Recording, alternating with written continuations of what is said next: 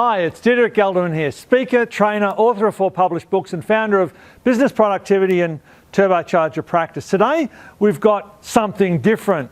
In order to get some action happening and momentum happening in VET, I'm writing an open letter. Now, today's thoughts have only one purpose, and that's to get you right now to carefully think about your life, your career, your practice, your relationships, your family, your purpose, your values, and your legacy. Now, what do I mean by that? You always have the ability in all of life to be either the victim or the victor. With the exception of what we call, acts of God, which are 2% of life's occurrences, 98% of everything in your life, everything in your situation, everything in your family, everything in your business, everything in life in general, are all the result of either the things that you do or things that you don't do. So it's totally controllable. 98% of life is totally controllable. And the results is either forces that control you or you control the forces. Okay, so you'll either let forces control you or you control the forces. So either you control your life or your life controls you. Victim or victor. Now, you can change the course of a life. You can change the course of a relationship, a career, a business, your personal performance. And as Tony Robbins says, it can happen in a heartbeat. If you truly want control, you can have it. Life is a wondrous thing. You've got the opportunity to do so many things, to be so many things, to achieve so many things, to influence so many things, and to influence so many people, and to contribute to so many things. But far too many people today take the positions of being victims. Victims of the economy, victims of bad choice, victims of bad luck, victims of the tax department, victims of their spouse, just victims in general. Now, let me ask you this question, or let me make this statement rather. Why be a victim? All that we have in our lives really is from today forward. What we do, who we are, what we become, who we impact, what we achieve, that's all up to us. Now, you can achieve the infinite opportunity that's available to you and exists all around you and within you. You've got the opportunity to grow, to add value, to contribute to people and to pets everywhere on the planet, if you so choose to. Now, you can be the victor, or you can do the opposite and you can suck the life and the energy and the emotion out of the situation and the passion out of everyone that's around you. So you can be the victim. Life's taught me a lot of things. We're in absolute control of our fates and absolute control of our destinies, personal and business, personal and practice. In other words, if you don't like your life, if you don't like your business, if you don't like anything about what's around you, you can change it. And I'll say again, as Tony Robbins says, in a heartbeat. Even today, no matter where you are, you can change it. If you don't like your body, you can change it. It just involves a bit of hard work, exercise and dieting. You've just got to take meaningful action and do meaningful things. But most people would prefer to lament, to hope, to dream, to remorse or to wish, rather than doing whatever it takes. And with respect, I think that our veterinary industry excels at doing that. Remorsing, moaning, lamenting, hoping, and above all, procrastinating. Procrastinating and hoping that something will change for the better and that it doesn't have to be me. I see so many veterinarians and so many veterinary practices that have all before them, all ahead of them, if they just took but one small step forward, one small step out of their existing comfort zone, just tested their boundaries just a little bit. But they don't. They won't. And so the eternal struggle for them continues. Most people would prefer that their magazine, their news, the blogs they read, the forums they subscribe to, the friends, colleagues and acquaintances that they meet and interact and engage with, entertain them, not propel them to action, not to hold them accountable for their own actions or inactions. Action is painful, but inaction less so. Thus, inactions wins every time unless the pain gets too great. And then we'll typically take enough action to get away from the pain, and the pain lessens, and then we settle back down once again to inaction. So we just move a little way away from the pain, let it settle down, and then we're uncomfortable in our comfort zone, or comfortably within our uncomfort zone, if that makes sense.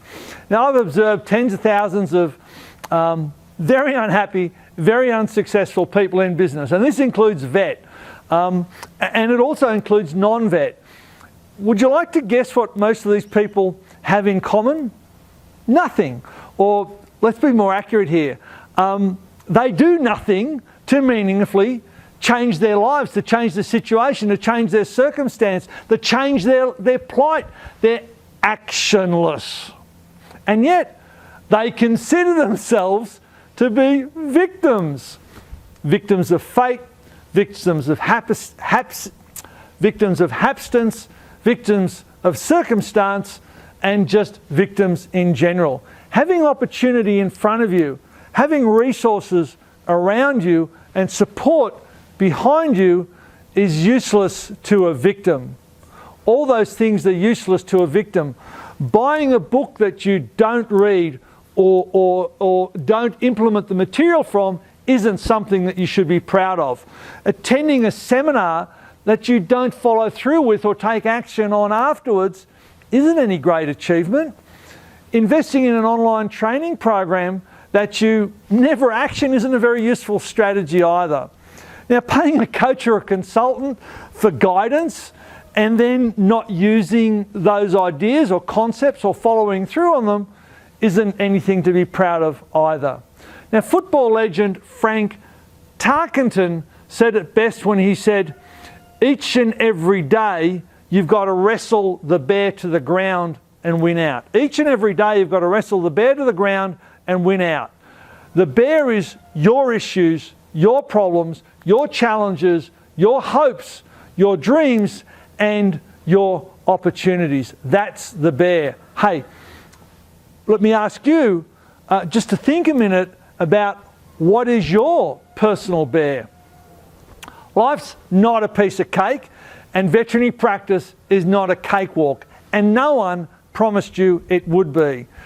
No one promised you either that it would be easy. So don't be delusional. It takes critical thinking, it takes courage, it takes commitment, it takes continuous forward motion and action.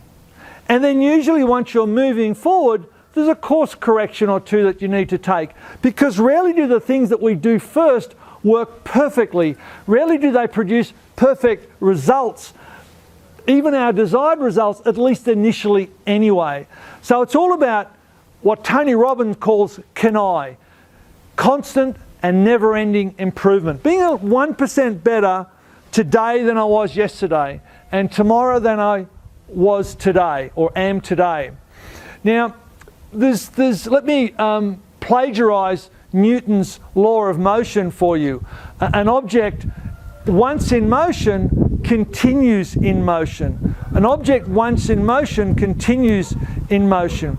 And at least once you've acted and started actioning and started moving, you're more likely to continue to move. So imperfect action is much, much, much more desirable than no action at all. Most people buckle or fold the first time they hit resistance, the first time they hit an obstacle or a setback, the first time they have non-success in any aspect of their lives.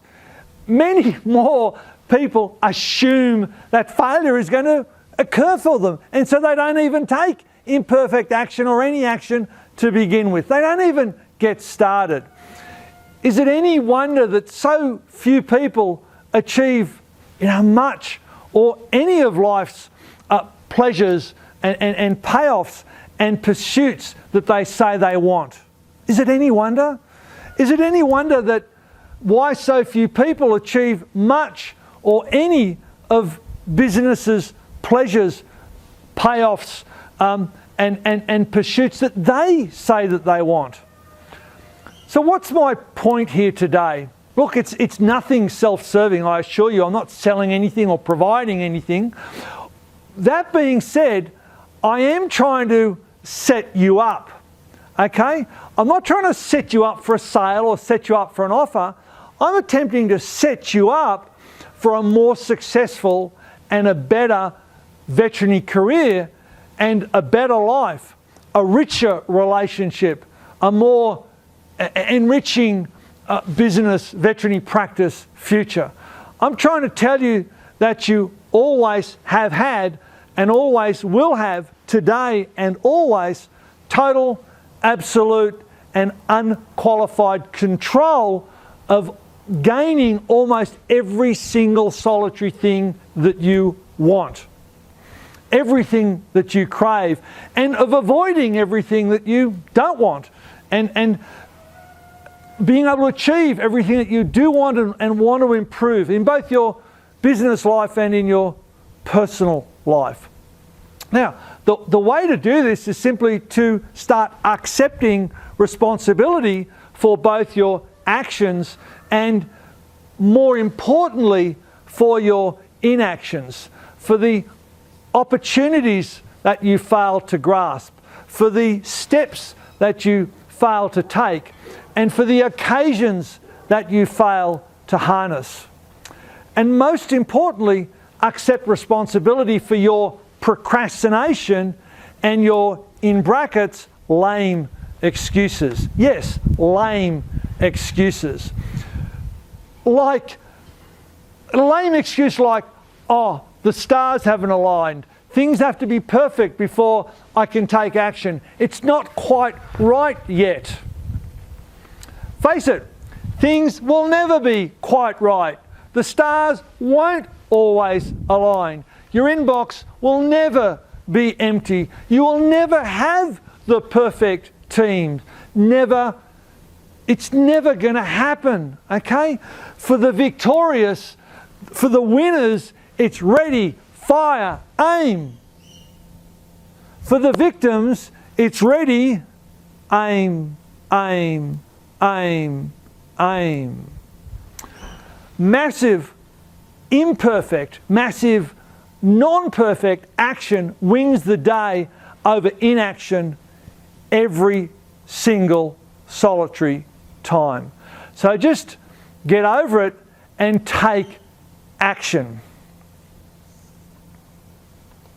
Now, whether you proact or whether you react, whether you initiate or whether you contemplate, whether you feel victimized or whether you feel empowerized is totally up to you.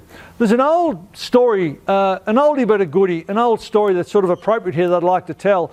There were two young Indian braves, and to embarrass the wise medicine man of their village or of their tribe, they decided to take a small bird, a dove, and to hold it behind their backs. And then they'd go up to the wise man and ask the wise man, you know, old wise man, is the bird that I'm holding behind my back alive or dead? And if the wise man said alive, then they'd quickly wring its neck and have it be dead. So they'd proved the old man wrong either way. So the braves went to ask the wise man, whether the bird that they were holding behind their back in their hands was alive or dead, and he simply said, the answer lies in your hands. So that's what I'm talking about today. The answer does lie in your hands. So let's bring this to a close. Your fate, your happiness, your prosperity, your business success, your health, it all lies in your hands. Remember too, the process is what's the really exciting part. The journey is what's super fulfilling and vitally important. Each day, each interaction, each success, each non-success is what matters and what is really important. So I implore you, please become an action taker. Please become the victor and not the victim.